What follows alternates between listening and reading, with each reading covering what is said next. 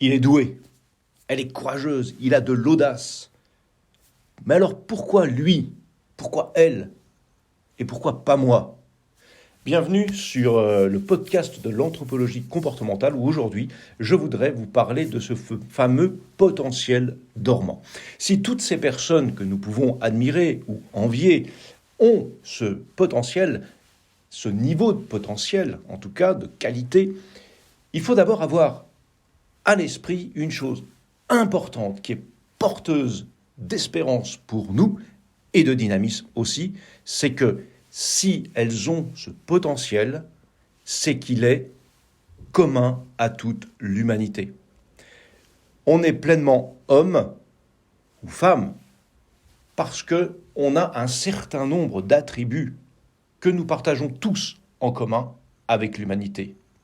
Mais certains ont développé un aspect plutôt qu'un autre. Mais s'ils l'ont développé, c'est que de base, il est dans le cariotype, c'est un potentiel commun à toute l'humanité. Ça, c'est la première chose à voir.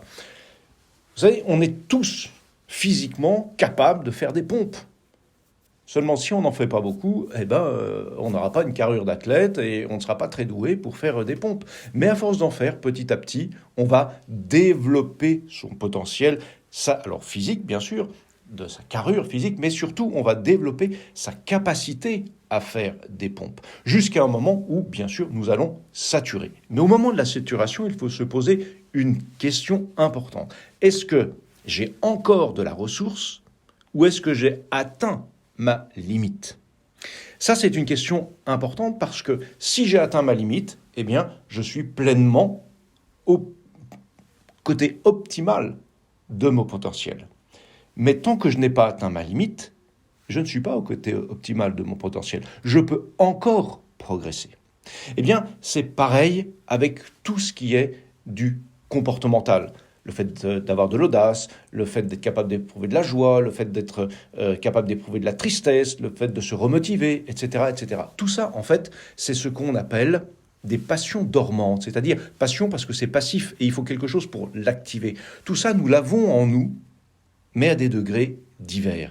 Et nous devons l'éduquer. C'est ça l'important. Nous devons éduquer ce potentiel en nous. Alors, bien sûr, il y a ce générique commun à toute l'humanité. Il y a ce que nous développons naturellement sans nous en rendre compte parce que nous avons des facilités, soit parce que dans notre éducation, on nous a aidés à développer ça, soit parce qu'on a une passion qui fait que si vous avez une passion pour le sport, c'est beaucoup plus facile d'aller développer votre potentiel physique que si vous n'en avez pas du tout.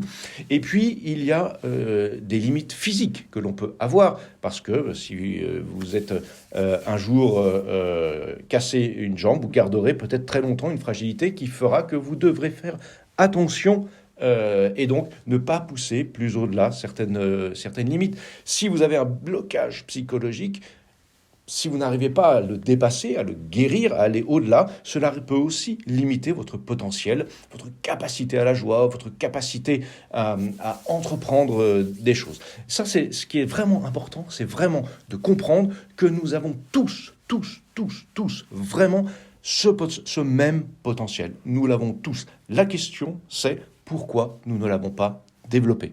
C'est la première question. Est-ce parce qu'on n'y pensait même pas? Est-ce parce qu'on ne se disait pas qu'on avait ce potentiel? Est-ce parce qu'on a la flemme, tout simplement? Est-ce parce que nous avons fait d'autres priorités, d'autres choix? Ça aussi, c'est une réalité. Ou bien est-ce parce que nous avons des limites? Nous avons une constitution physique qui est peut-être plus fragile, et ça joue aussi sur le comportement moral, tout ça. La question, c'est donc d'identifier que nous avons tous un potentiel, d'identifier pourquoi nous ne l'avons pas développé, d'identifier ce que nous avons développé, d'identifier quelle est notre marge de progression et quelles sont nos limites. Ça, c'est le premier point, en fait, très important dans trouver son potentiel dormant, parce qu'en fait, il est énorme. On a des potentialités. En fait, tout ce que vous pouvez voir autour de vous, ce sont des potentialités que vous avez en vous. Mais jusqu'à quel niveau? Jusqu'à quelle limite? On ne peut pas partir en disant « c'est pas pour moi ». Si ce n'est pas pour moi, il est important d'identifier pourquoi ce n'est pas pour moi. j'ai une faiblesse physique, j'ai pas assez de courage de... Et bien souvent, mettre en avant, déployer un potentiel dormant suppose, comme étape intermédiaire, d'en développer un autre. Par exemple, si votre but, c'est de devenir un athlète de haut niveau, avant de devenir cet athlète de haut niveau dans le saut à la perche, par exemple, vous serez obligé de développer d'autres capacités physiques, le cardio, la musculation, etc., etc. Eh bien, au niveau comportemental, au niveau moral, au niveau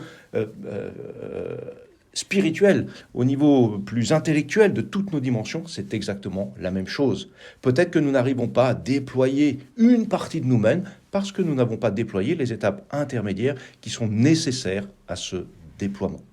Alors, tout cela, bien sûr, ça s'étudie, tout ça, ça se met en place, tout ça, ça se prend en considération dans la globalité de notre personne humaine, mais vraiment de base, nous avons tous des potentiels extraordinaires, et la première question, c'est de savoir pourquoi nous ne les avons pas développés. Alors, si vous souhaitez aller plus loin dans cette connaissance de soi, dans cette anthropologie comportementale, eh bien, je vous invite ou même les deux, à vous abonner à la newsletter, à la chaîne YouTube de cette anthropologie comportementale, ou bien vous pouvez vous procurer mon livre, L'anthropologie comportementale, qui vient d'être réédité ce week-end.